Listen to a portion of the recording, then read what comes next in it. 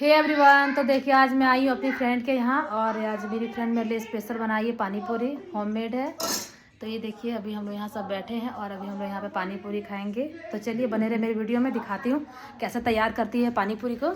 तो ये देखिए पानी पूरी फूट चुका है, उसमें डाल रहे मसाला अभी और अभी इस डाल देंगे पानी।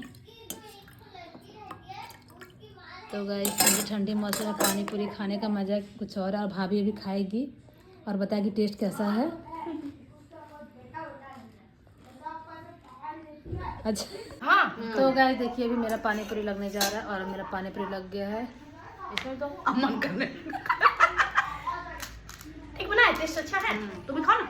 हम खा नहीं है बगैर पानी पिए पूरा। ये बोलते हैं ना तो गर्म कर देती हैं पानी, तब ज़्यादा मज़ा। तो गाइस बहुत ही टेस्टी बना है और अगर आप लोग मेरे चैनल पर चैनल को सब्सक्राइब लाइक करके जाइएगा। मिलती है नेक्स्ट वीडियो में, बाय बाय। पानी पूरी खिलाऊंगा।